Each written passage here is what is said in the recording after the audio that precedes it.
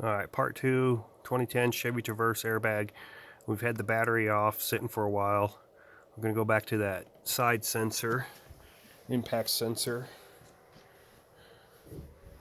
Over here, previous video, we had it loosened up, had it off there.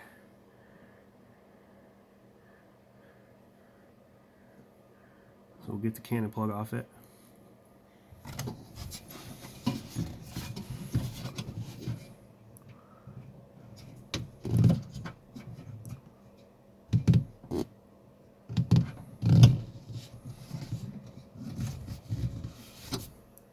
There was that red tab, you got to pull back on it and then push down on the back of the little thing and it'll come off.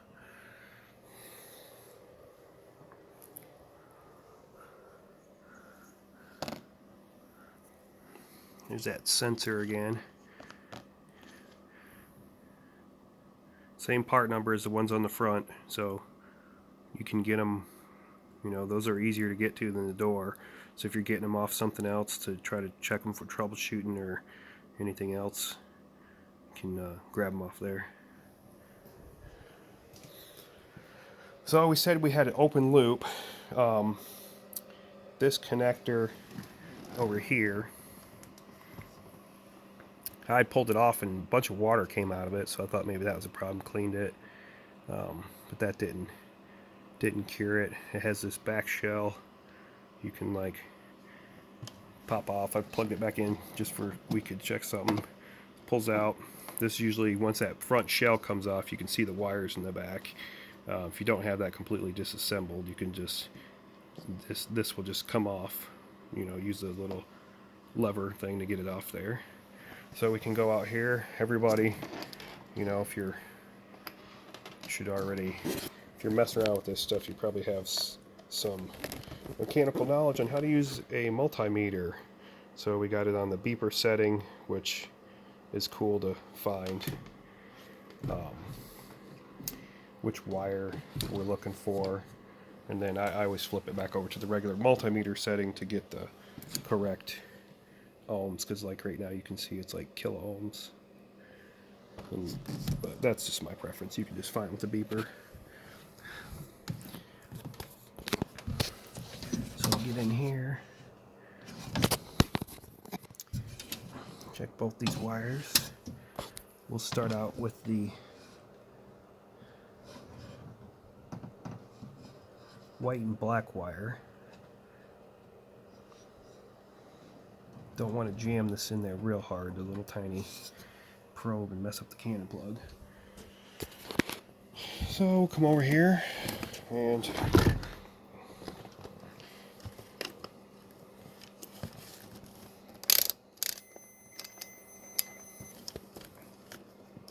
meter kicked off. So we got to open.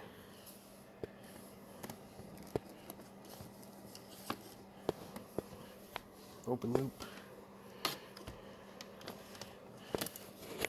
And then, you know, if you don't want to check, there's no power going to this, so it's not going to hurt you to just check them all real fast with that beeper. You can cover a lot of ground pretty quickly with them to figure out which one it is. So this one,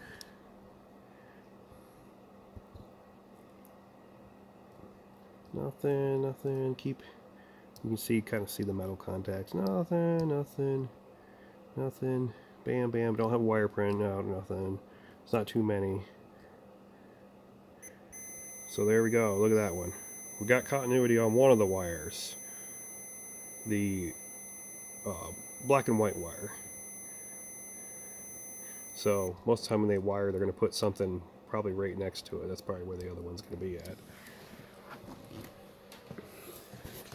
So looking at this one, I've looked at the color on the back. It looks like it's going to be a green, just a green wire. Green wire, so we'll go into the other hole. Look for that one.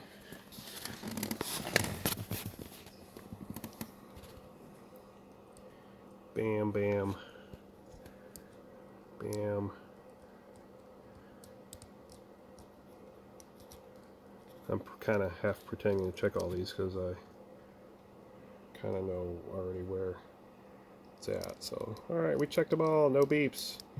So we have it open on one of our wires that's in here. Well, since we don't have the wire print, we're assuming it would be right next to this one. We'll rip the back cover off this thing, which is this guy. Save time. There's like a little clip here. This clip comes off and then the back pulls off.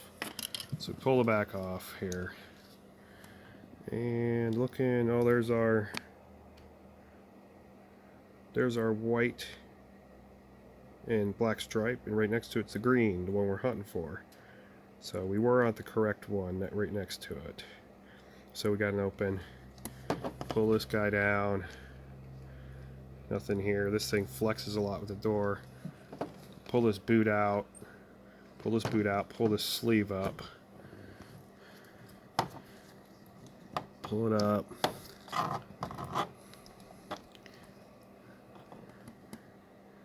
Uh-oh, here it is. Whammy. There's our broken wire. So we have to look at running a new wire or fixing that with very low resistance in the wire, because we don't want to alter the resistance of the sensor and get a high resistance or something like that out here. I guess we got a little extra time in this video. We could check. So we don't need to just throw a sensor at it. We know the wire is bad. We can check our sensor and see kind of what the ohms should be on it, just for curiosity, since we know the sensor is good.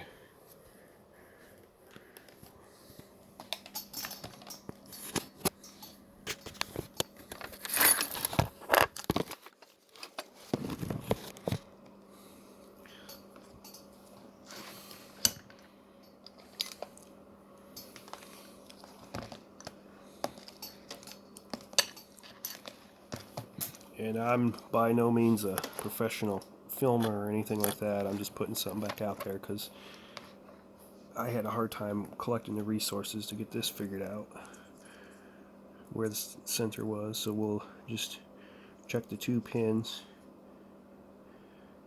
There's 2 pins in here. Check them. See what the continuity is. How many ohms of resistance are on this. And if this sensor, we should have continuity through it, because obviously it doesn't like being open.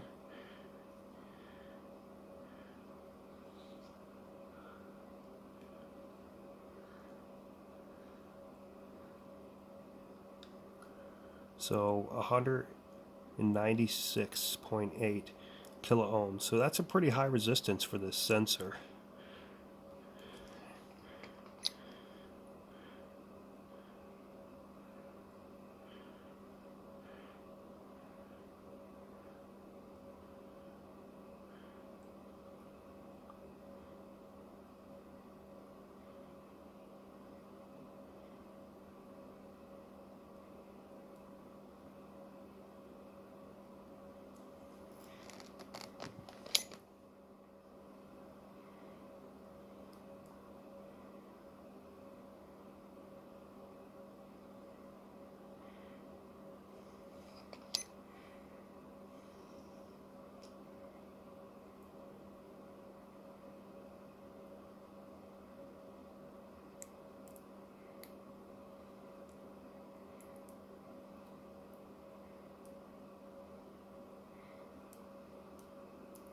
On the beeper mode, it's showing open, so I'm not sure what the deal is with that.